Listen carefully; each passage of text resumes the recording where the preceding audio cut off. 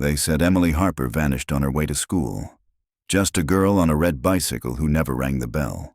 But 45 years later, when a storm ripped through Briar Ridge and unearthed a hidden shelter beneath a forgotten barn, the town discovered she hadn't vanished at all. She had been waiting, buried not by nature, but by secrets. Please subscribe before watching. Thank you. Briar Ridge was the kind of place where time moved slow and people stayed put.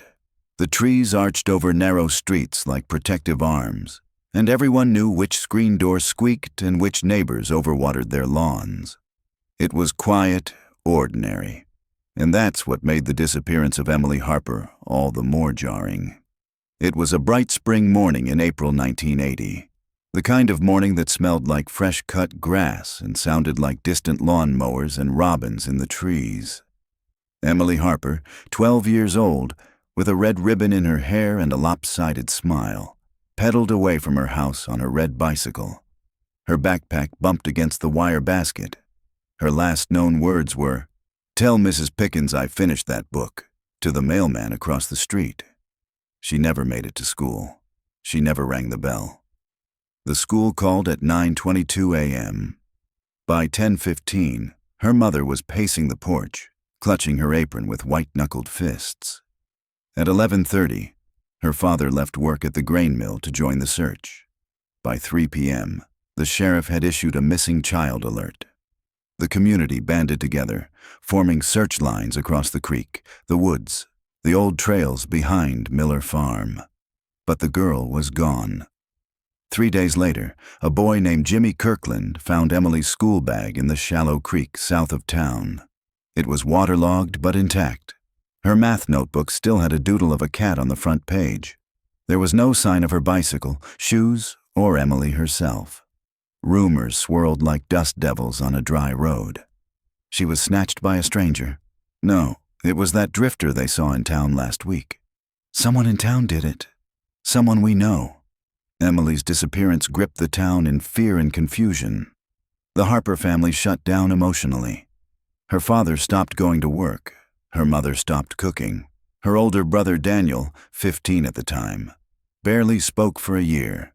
And Briar Ridge, polite and quiet, just moved on. The way small towns sometimes do when pain becomes too heavy to carry. By the time the fall leaves turned, Emily Harper had become a story mothers told to their children. Don't wander off the road. Always tell someone where you're going. Remember Emily Harper. A small memorial plaque was installed on the school wall beside the flagpole. It read, "In memory of Emily Harper, disappeared April 12, 1980, gone but not forgotten." But time, as always, wore memory thin. By the late 90s, the plaque had faded. The wood rotted. People stopped mentioning her name, except in whispers. And somewhere, under the soil of Briar Ridge, the truth waited. 12 hours before Emily vanished, something happened that no one remembered, or perhaps chose not to. Late that Thursday night, a loud truck rumbled down Miller Road, a road rarely used anymore. Witnesses said they heard heavy equipment, metal scraping, chains rattling. It was dismissed as a farm delivery or someone fixing old irrigation.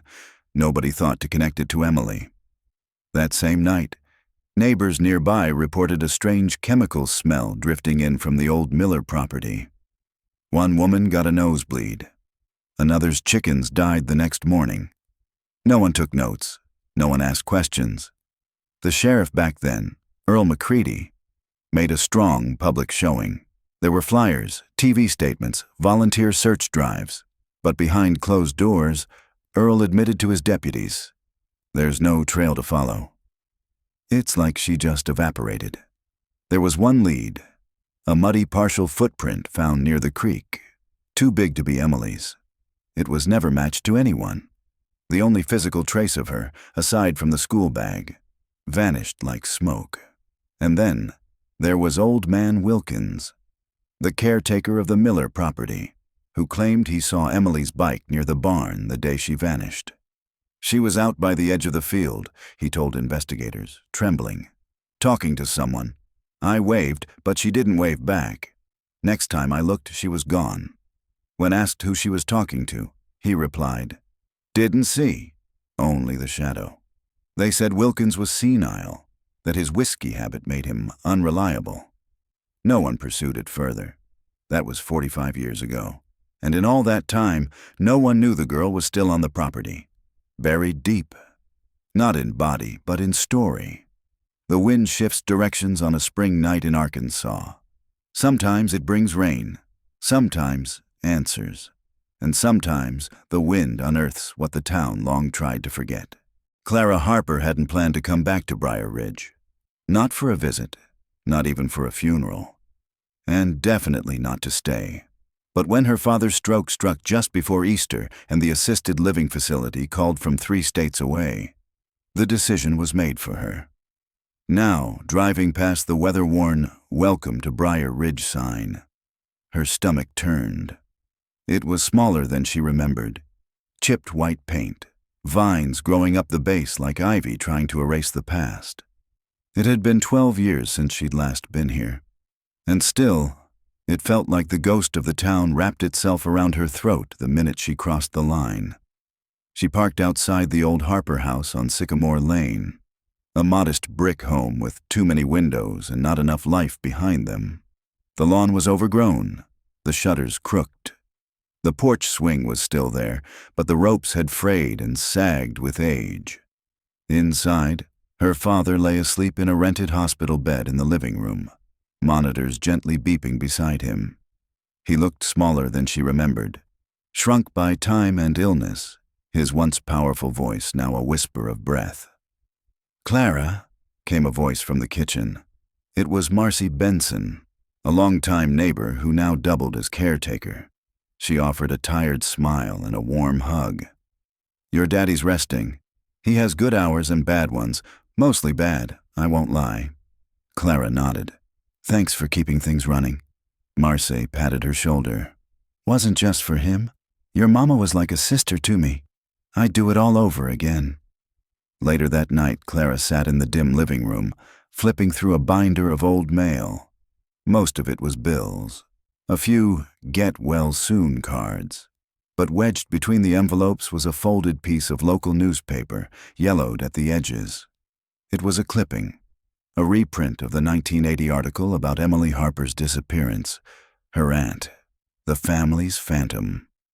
She unfolded it with trembling fingers. April 14th, 1980, the Briar Ridge Sentinel. Young girl missing. Police continue. Search for 12-year-old Emily Harper. Emily Harper, a 7th grade student at Briar Ridge Middle School, vanished Friday morning en route to school.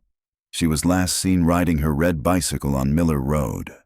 Clara had read this story a dozen times as a teenager, piecing together her family's painful silence. Daniel, her father, never spoke of his sister. Not once. The only things Clara knew came from snippets in the newspaper and whispers between relatives when they thought she wasn't listening. She had grown up in the shadow of a missing girl, always feeling like a second echo in a house that had already lost its first sound. The next morning, Clara stepped out for air, walking the familiar streets. The town hadn't changed much. Same church, same diner, same gas station with the ancient Coke machine outside. And yet, something felt off. Not aged, unmoved, like a painting behind glass. She passed the school where her aunt had once studied, now repainted and renamed. The bell still hung over the entrance. She paused beneath it, staring at the old plaque. In memory of Emily Harper, gone but not forgotten. But the wood had faded, and someone had scratched a line across the bottom. Forgotten after all. Back home, her father stirred. His speech was slurred, one side of his face still limp, but his eyes locked onto Clara's as if trying to tell her something. "Emily," he rasped. Clara leaned in. "What about her?" His eyes fluttered. "She saw something." "What did she see?" She knew. The shelter." His voice cracked and slipped into incoherence. Clara froze. "The shelter?" she repeated. But he had already fallen back into sleep.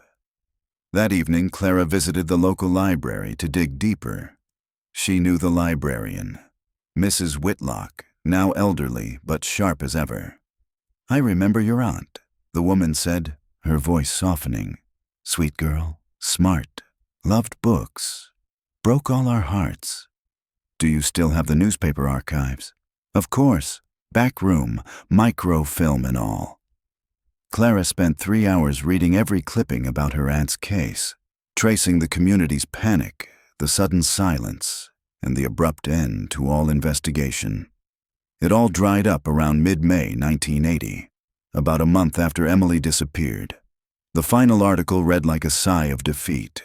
"No new leads, no suspects. Case remains open." Clara shook her head. Something wasn't right. People didn't just vanish. Not in broad daylight. Not on a bike route 5 blocks from home. She stepped outside into the night air, her mind buzzing. That's when the sky flashed white, and the ground shook. It was a thunderstorm, fierce and sudden, but the rumble wasn't thunder. It was an impact, and at the edge of town, a giant oak tree behind the old Miller farm gave way and collapsed. The next morning, Clara read the headline on her phone while sipping weak coffee from the diner. "Storm exposes hidden structure under old Miller farm." Demolition crew discovers sealed underground chamber after tree fall. Her heart skipped. Shelter. She didn't wait for breakfast. At the site, police tape flapped in the wind. A small crowd had gathered, mostly retirees and locals with too much time and too many opinions. Clara saw the crew working to clear debris around what appeared to be a concrete slab with a steel hatch, rusted shut. A man in a reflective vest stepped away from the tape and removed his hard hat. "You Clara Harper?" She blinked. "Yeah, how'd you know?" "Sheriff said someone might come looking. They found a few things inside." He nodded toward a folding table under a tent. Clara stepped forward and stopped cold. On the table, wrapped in plastic, lay a red bicycle, rusted almost to dust. A partially intact school uniform, a metal box, sealed shut. Her breath caught. The box was marked HH in faint, old initials. Emily's full name, Harper, Emily Hope. The man added gently, "We think it might be her. The lab's still testing the remains." Clara looked at the box. Her father's words echoed. She saw something.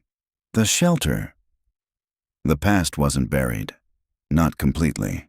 And neither was the truth. Next chapter. The shelter unearthed.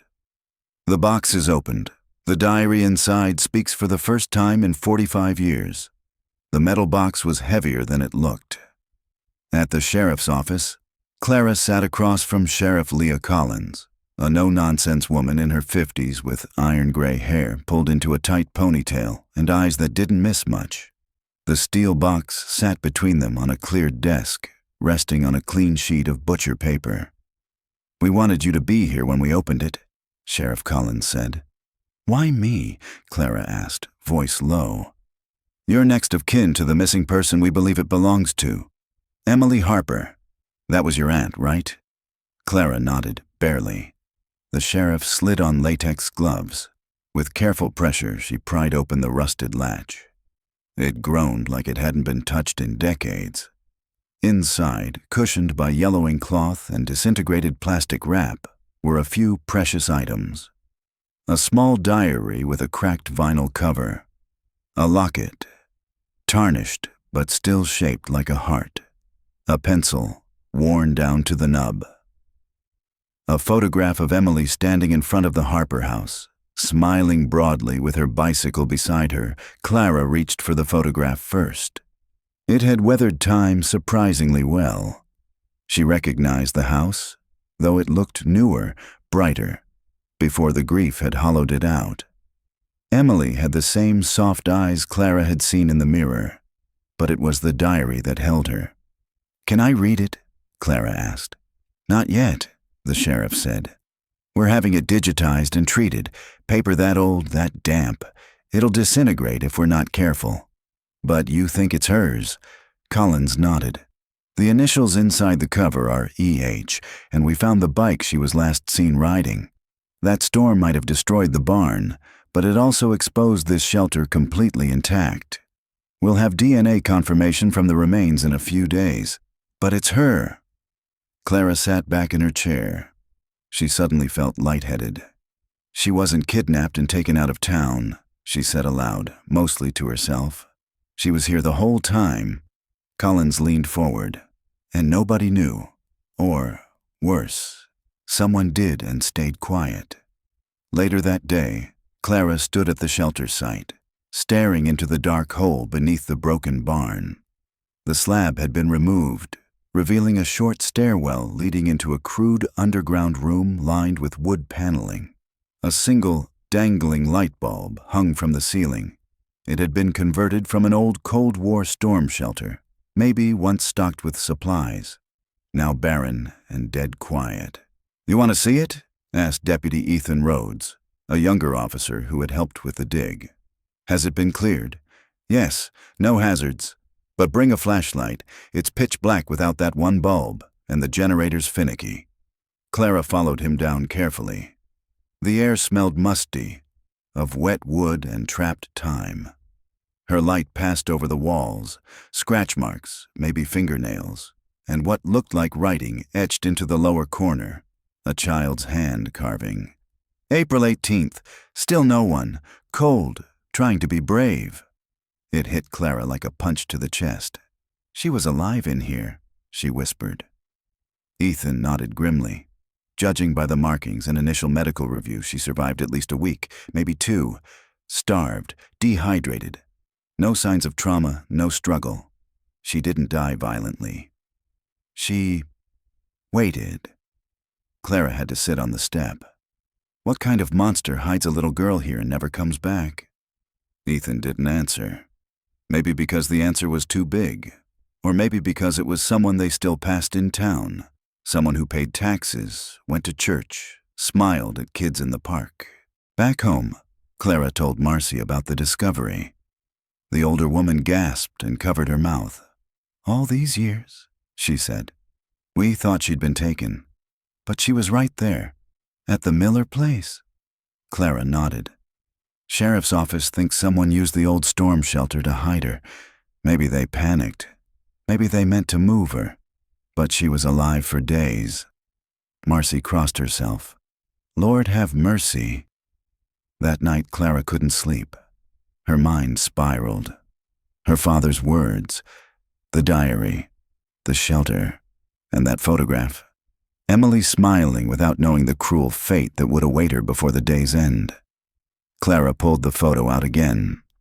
Behind Emily, in the shadow of the house, stood something. A man, partially blurred, barely visible. She scanned it with her phone and zoomed in. A figure in work overalls, a wide-brimmed hat, and a strange, dark stain on the back of his left hand, like a birthmark. Clara's heart thudded. That wasn't her father, or her grandfather, or any family member she remembered. She texted the image to herself and wrote underneath, "Who is this?" 2 days later, the sheriff called. DNA results were in. The remains in the shelter belonged to Emily Harper. It was officially no longer a missing persons case. It was a homicide investigation. The lab returned the first pages of the diary 4 days after the storm shelter was uncovered. Clara was already at the sheriff's office when the call came in. Sheriff Collins met her in the evidence room with a solemn expression and a sealed folder labeled "Recovered Diary, Emily Harper, 1980. "We've managed to preserve 8 readable pages," Collins said. "The rest, we're still working on. Mold, water, and time haven't been kind." Clara took the folder with hands that trembled slightly. She opened it and saw 8 digital scans printed on clean paper. Some faded, some nearly pristine. The handwriting was careful, a bit childish, but unmistakably real. It began simply, April 12th, 1980, Saturday. "I didn't go to school. I had to turn around halfway. I saw something bad behind the Miller barn. Men loading barrels into a hole. It smelled awful, like rotten eggs and chemicals. They didn't see me. I don't think. I wanted to tell Daddy, but then one of the men saw me on the road and followed me. I hid in the trees. I dropped my pencil case. I'm scared. I'm writing this in the old shelter. I remembered it from last summer when we played hide and seek. I thought I'd wait until it's safe. It's cold down here. There's no food, but maybe someone will find me soon.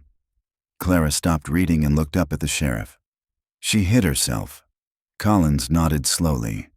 That's what it looks like. She saw something she wasn't meant to. Possibly illegal dumping. This might be bigger than we thought. Clara turned to the next page. April 13th. I think the man who followed me was Mr. Riggs. He teaches gym. I'm not sure. His truck has the same dent in the door. He came back later and stood near the barn. I heard them talking. They said, "If she talks, it's over." They didn't find me. But I don't think they left either.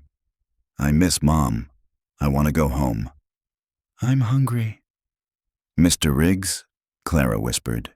He taught at her school. Isn't he still alive? Yeah, Collins confirmed. Retired now. Lives in a mobile home near the river. He would have been, what, mid-20s back then? About that. If he was involved, it wasn't just him. This had to be coordinated. The barrels. This sounds like chemical dumping, industrial waste, maybe military or agricultural. Could explain the livestock deaths back then. Clara scanned ahead. April 15th. I think someone knows I'm down here. I heard footsteps on the hatch, but no one opened it. I scratched on the door. I yelled. They just stood there. Then left. Why wouldn't they open it? Are they scared? Or did they do something wrong and want me to disappear? It felt like reading a ghost's voice. Clara clutched the pages, the words digging into her. She wasn't just hiding. Someone found her. Someone knew. And they left her there. Collins sat down across from her. We're building a list. People who worked at the school, the farm, the local government in 1980. Anyone tied to land use, waste permits, or construction. I've also contacted the state EPA and environmental archives. If barrels were involved, someone higher up may have knowledge of it. That afternoon, Clara visited the county archives herself. There, tucked away in a basement room filled with dust and forgotten records, she requested building permits and land records tied to the Miller property from 1979 to 1981. What she found was strange.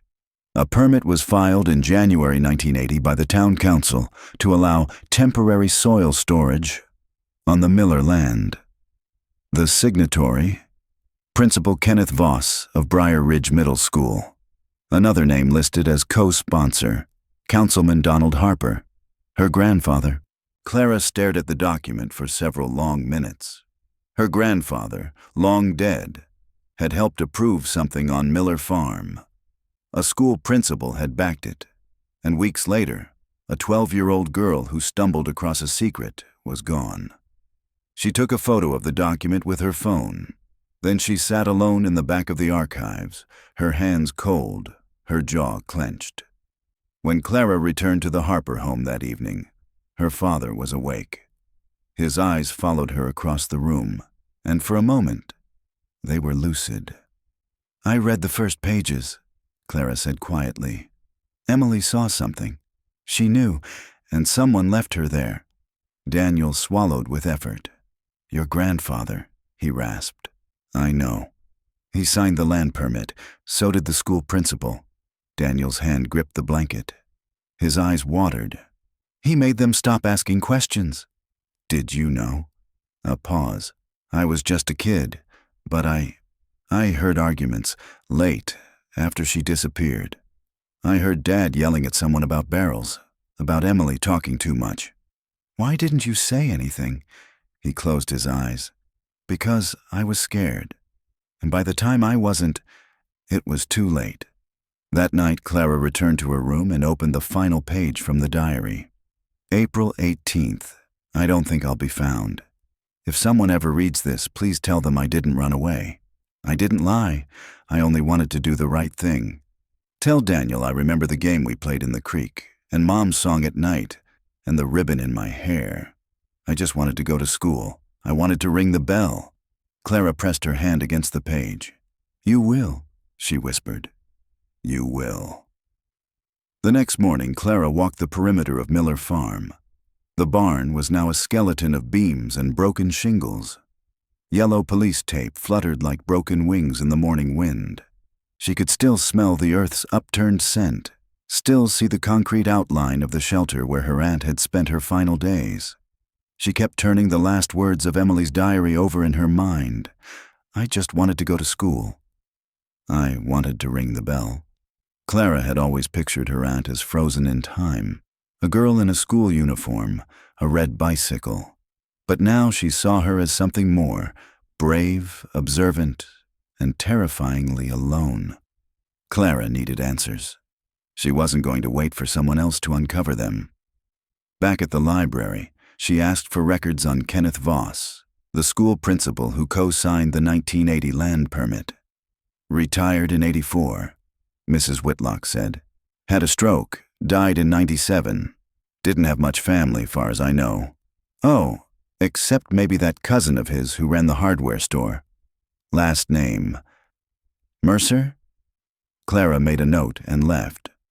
Her next stop was the town archives, where she requested environmental complaints filed around the time of Emily's disappearance. It took a while. Records from the '80s were rarely digitized, but eventually she found a handwritten letter, dated April 15th, 1980. To whom it may concern, I write to report an illegal smell coming from Miller property at night. Strong chemical odor, dangerous. My animals have taken ill. Please investigate. Darlene Pritchard, 72 Ridgeview Drive. Clara read it 3 times. It had been stamped, received, no follow-up required. And then nothing. No visits, no reports, no soil tests.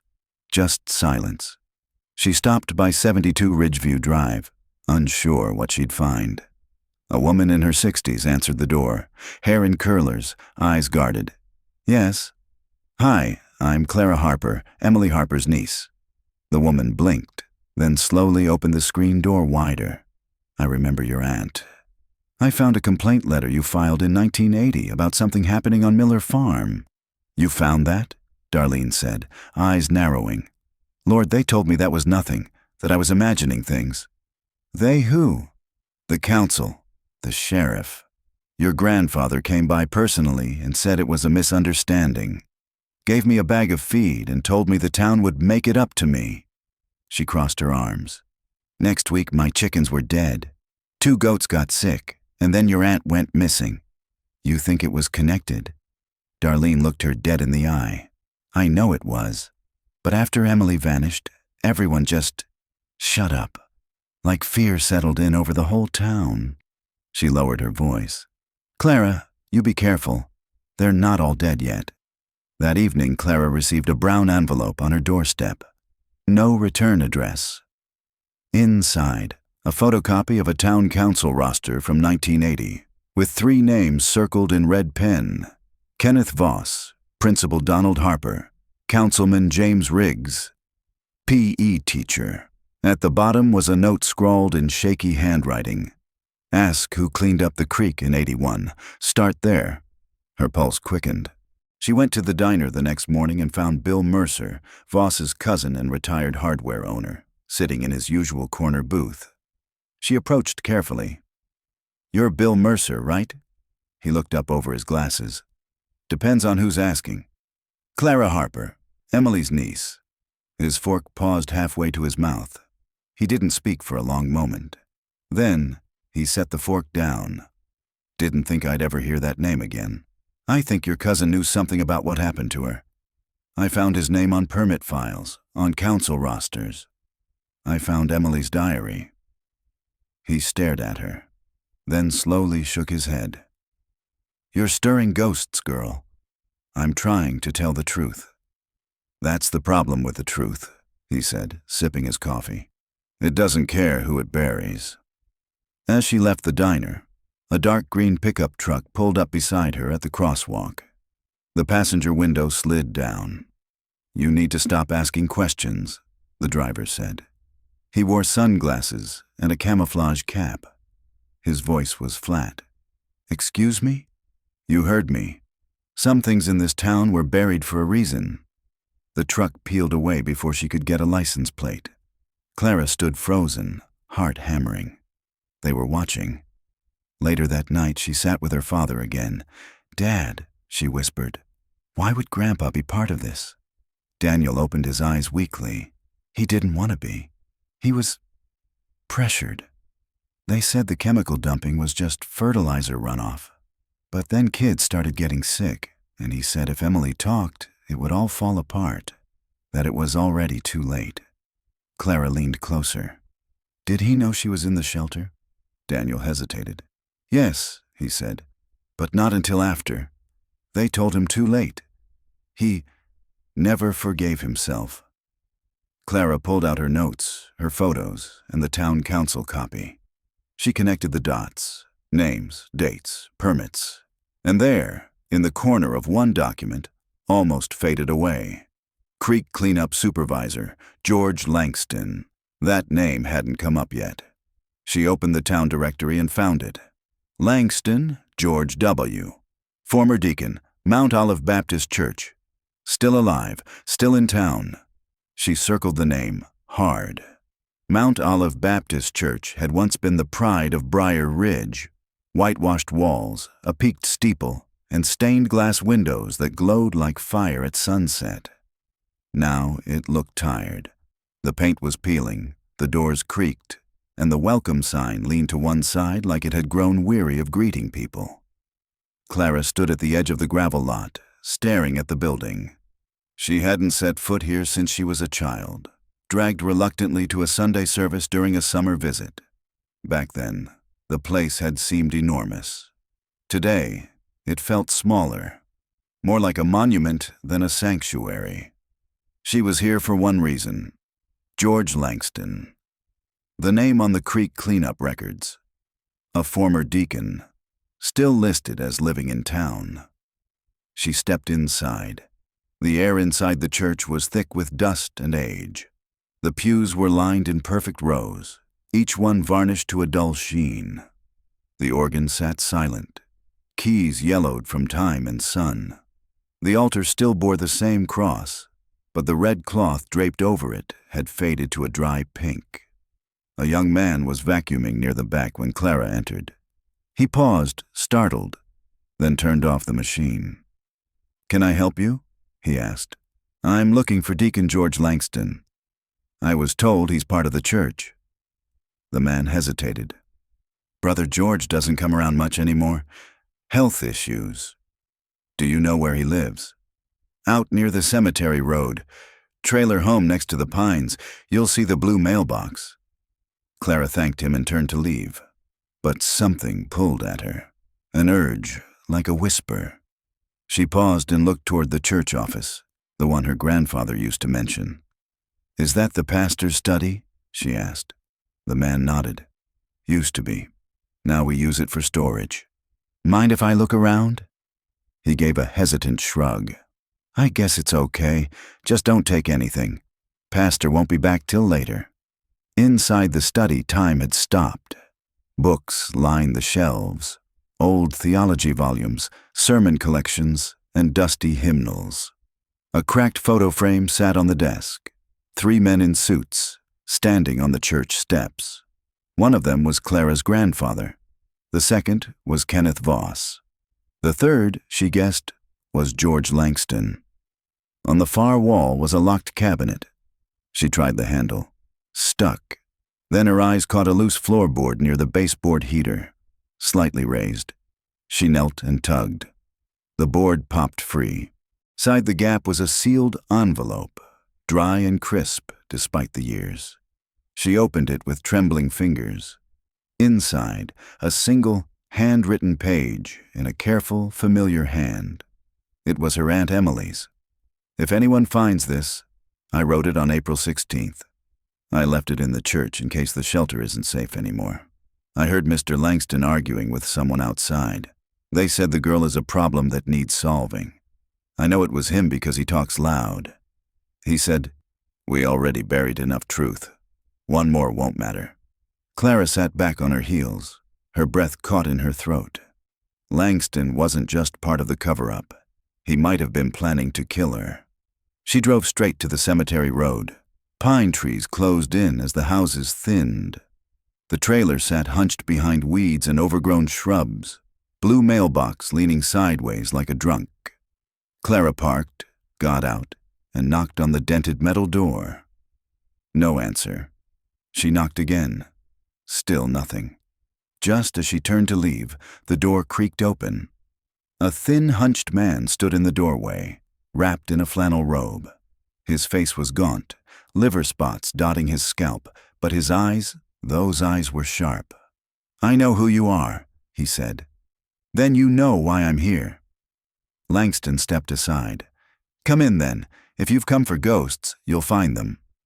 Inside was dim and cramped, smelling faintly of rubbing alcohol and old books. Clara sat in a sagging recliner across from Langston, who moved slowly but deliberately. "I know what you did," she said. "I have a letter. Emily heard you, at the church." He didn't flinch, just stared. "You helped bury waste in the creek. You helped cover up what she saw." Still no answer. Clara's voice sharpened. "You were going to kill her." At that, Langston blinked, just once. "I never touched that girl," he said quietly. "But I didn't stop the ones who did." "Who?" He looked at the wall. "Your grandfather, Principal Voss, Riggs, and the pastor, Harold Whitmore. We all knew what the barrels were. Industrial waste, sludge from a military contractor who didn't want to pay for disposal. Emily saw you." Langston nodded slowly. "She was a good girl. Brave. Too brave. We thought if she stayed quiet, we could clean it up. But she wrote things down. She had a sharp mind, like yours. She wrote that you stood on the hatch, that you didn't open it." Langston looked down. "I thought they'd told her to stay there for her safety, that it was temporary. I didn't know she was starving until it was too late. I heard her voice through the concrete and I walked away." The room was silent. "You let her die." Langston closed his eyes. "Yes." Clara stood. "I'm going to the sheriff. I'll give them the letter. You're part of this. And I won't stop until every one of you is exposed." "I know," Langston said. "That's why I saved this." He reached into a nearby drawer and pulled out a photograph. Emily again, but this time standing beside someone unmistakable. Pastor Harold Whitmore. "You should ask him," Langston said. "Ask him why she trusted him enough to go to that farm in the first place." Mount Olive Baptist Church stood quiet in the early morning haze as Clara parked at the edge of the lot. She could see the sanctuary door propped open and a soft light glowing inside. Someone was there. She took the photograph from her pocket. Emily, smiling beside Pastor Harold Whitmore, a kind-looking man in his 40s at the time, dressed in a neat clerical shirt and tie. He'd been a young pastor then, full of promise, the kind people trusted. But Emily had trusted him too, and someone had betrayed her. The sanctuary was empty, save for the faint creak of floorboards and the smell of lemon polish. Clara walked quietly down the aisle, the photo held tight in her hand. A voice called from behind the pulpit. "You've got Harper eyes." Clara turned. Pastor Harold stood there, older now, at least in his late 70s. His hair was thin, his frame wiry, but his presence still carried that same pastoral calm. A calm Clara now found unnerving. "You knew Emily," Clara said, approaching. "I baptized her," he said. "She used to sit in that second pew with her ribbon always too tight. She loved to sing, even when she was off-key. You were more than her pastor." "I was her friend," he said, eyes clouding. "Then why was she at Miller Farm the day she disappeared?" Clara asked, holding up the photograph. He looked at it but said nothing. "Langston told me. You were there. She trusted you. She thought she was safe. The pastor slowly sat on the edge of the pulpit step, lowering himself with care. I told her to meet me there, he said at last. She came to me the day before, trembling. Said she'd seen something bad, barrels, men in the field, people whispering. Said her father wouldn't listen. She was scared. And you didn't go to the police? I was going to. I wanted to see for myself. I didn't believe it at first. Clara stepped forward. You took her there to prove she was wrong? Harold nodded slowly. I thought if I showed her it was nothing, she could go back to her life. She was just a child. But it wasn't nothing. No, he said, voice cracking. It wasn't. Harold rubbed his hands together as if trying to scrub something invisible from them. We saw them, he continued. Langston, Riggs, your grandfather. They were unloading barrels near the creek. When they saw me, they panicked. Emily hid in the trees. I told her to stay put, but I shouldn't have. What did they say? They told me it was harmless runoff, that it was part of a deal to save the town budget. Said if I opened my mouth, I'd ruin everything, jobs, the church, the school. Did you believe them? No, he said softly. But I didn't know what to do. I went home. I thought I could go to the authorities quietly. Then Emily went missing the next day. And I knew. You knew they did something. I suspected. I confronted your grandfather. He said she'd run away, that she'd panicked and disappeared. But I saw the guilt in his eyes. Clara felt her fists clench. You let that story stand. You let her become a ghost. Harold nodded, tears now lining the corners of his eyes. I didn't have proof. And over time, the silence grew louder than the truth. I buried it. We all did. Clara turned and stared at the empty pulpit. Did you know she was alive in that shelter? No, Harold said. Not until years later. Langston let it slip once. Too much to drink at a deacon's gathering. He said she cried for help and nobody came. That's when I knew. Why didn't you come forward? I tried, Harold whispered. I started writing everything down, preparing to resign, to confess. What stopped you? He looked up, hollow-eyed. The church board. My own deacons. They threatened to bury me the same way we buried the truth. Clara stood for a long moment, then pulled something from her bag. Emily's last diary page. The scan of her final entry. She placed it on the pulpit. You don't get to bury her again, she said. Not this time. Harold looked at the page. He read it slowly, lips trembling. I remember that ribbon, he whispered. The one with the little white dots. Clara turned to leave. You're going to tell the sheriff everything, she said. And if you don't, I will. Outside, the air felt different. Charged, heavier. Clara didn't head straight for her car. Instead, she wandered toward the church cemetery, tucked behind a grove of dogwoods. She paused when she saw the groundskeeper's shed door slightly ajar. Curious, she stepped inside. The room was dark, the air thick with soil and oil. But one thing caught her attention immediately. A set of boots by the door, caked with fresh mud. And beside them, something partially hidden beneath a tarp, a wooden box. She lifted the corner. Inside were old documents, church logs, donation receipts, and buried among them, a familiar cover.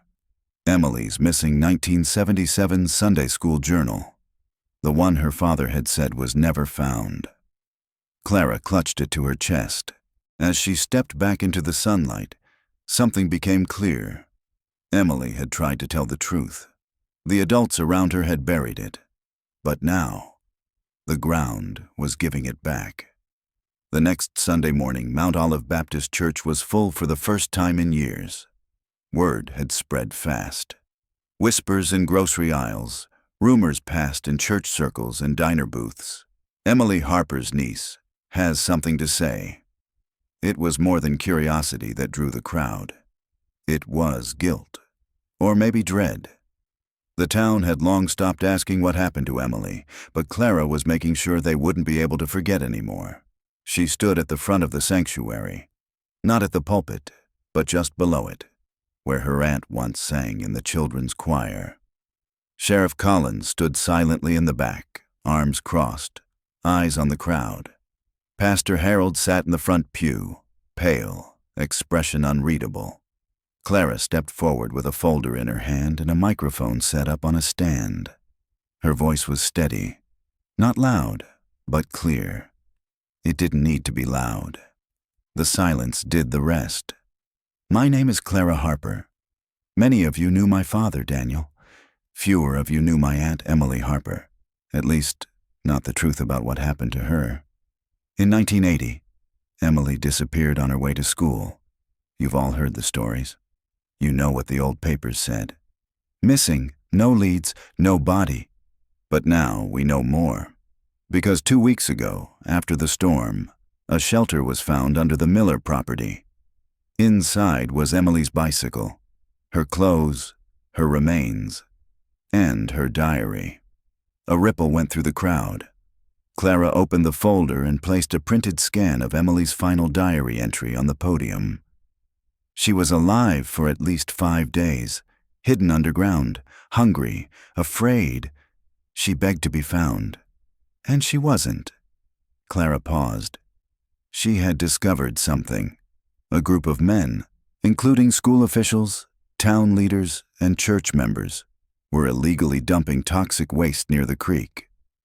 She saw them and tried to tell the truth. Instead of protecting her, the people she trusted covered it up. My grandfather, Principal Voss, and Deacon Langston all signed permits. Pastor Whitmore took her to the site, believing she was mistaken, but when it became clear she wasn't, he stayed silent. The church did too. So did the school. So did this town. A heavy quiet settled in the sanctuary. Clara let the words hang. Emily was left to die alone in that shelter, and while people placed flowers and plaques, no one asked the right questions. But she never gave up. She wrote her story. She left us clues. She rang the bell in her own way. And now, it's ringing. Clara turned to the side table, where she had placed Emily's original school bell, retrieved from the basement where old supplies had been stored.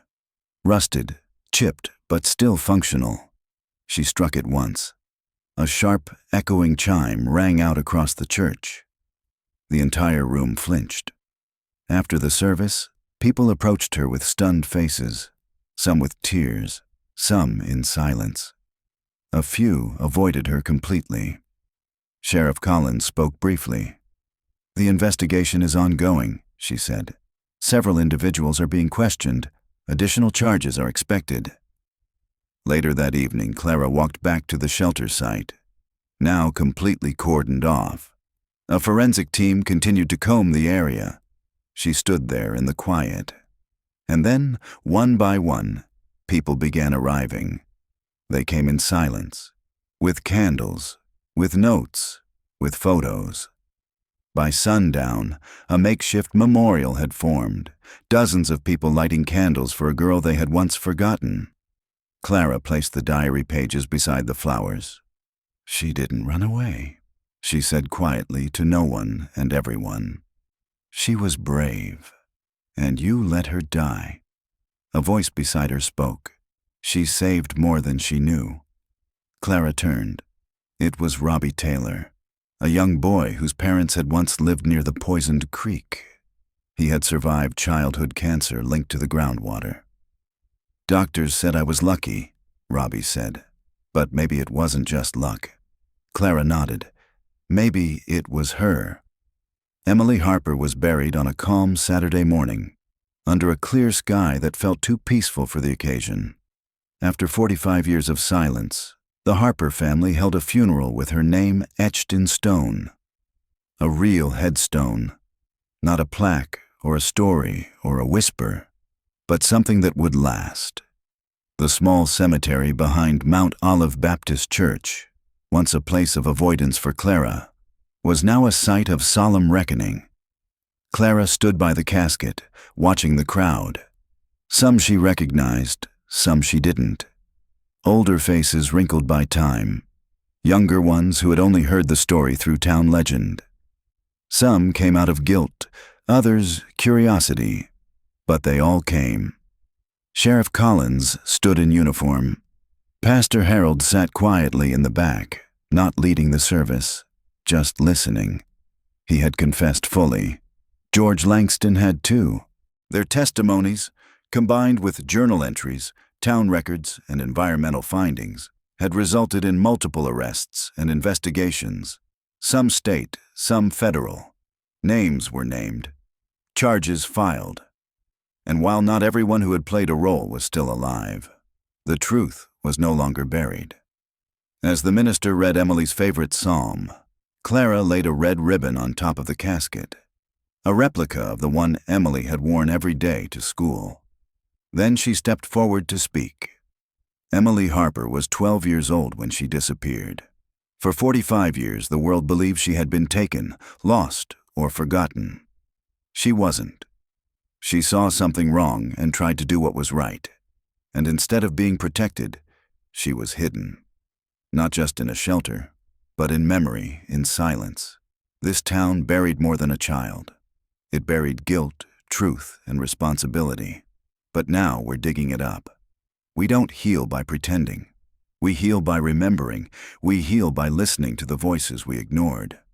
Emily's voice never stopped ringing. We just weren't brave enough to hear it.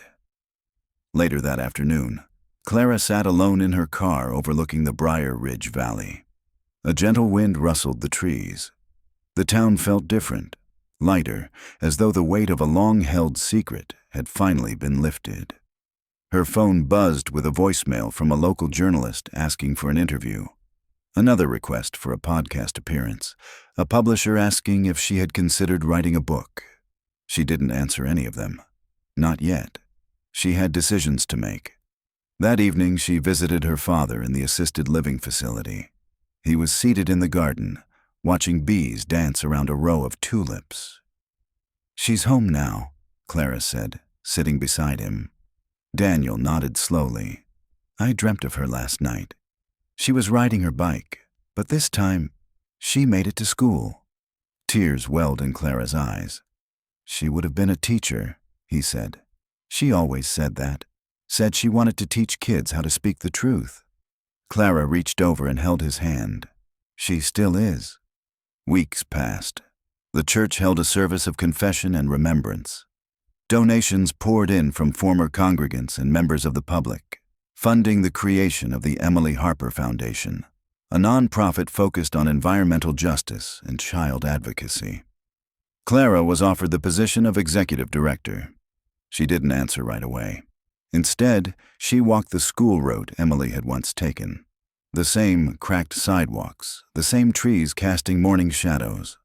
She stood beneath the bell at the school gates. It rang at 8 a.m., and for the first time, it sounded different. Like closure, like hope. Clara stood in the sanctuary of Mount Olive Baptist Church, sunlight filtering through the stained glass, casting quiet rivers of color across the pews. It had been 3 months since the funeral. 3 months since the truth about Emily Harper had broken through the surface of Briar Ridge like light through a storm cloud. The town had changed. Not overnight, but visibly. The once wary glances Clara received had softened. Apologies had replaced whispers. Children now played near the newly built Emily Harper Memorial Garden, planted beside the school she never reached. And most remarkably, the church bell rang again, not out of routine, but out of reverence. Clara placed the final box of her aunt's recovered belongings in a glass display case in the church vestibule. The ribbon, a page from her diary, the photograph, a plaque read, "Emily Hope Harper, 1968 to 1980, truth does not die when buried. It waits to be found." Sheriff Collins approached from the doorway. "You've done a lot of good here," she said quietly. "I just told the truth," Clara replied. "That's more than most." Collins handed her a small envelope. Inside was a letter from the State Historical Preservation Office. Confirmation that the shelter site would be protected as a landmark, a place where voices lost to time were finally heard.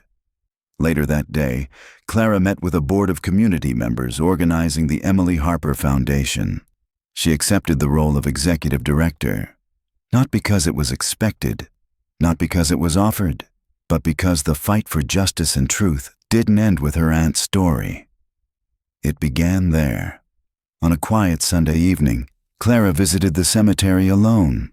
She knelt beside Emily's grave and laid a single red tulip at its base. "I thought I came back to take care of Dad," she whispered. "But I think I came back for you." The breeze stirred the leaves in the trees, and for a moment, Clara thought she could hear a child laughing, not eerie, not haunting, but warm, like joy remembered. She stood, brushed the dust from her jeans, and looked toward the schoolyard in the distance. She walked the rest of the way. At the old school gate, the bell tower stood above her like a watchful eye. The rope hung still. Clara reached out, took hold of the rope, and gave it one firm pull. The bell rang, clear, resonant, full. This time, it was heard by everyone. This time, it was answered.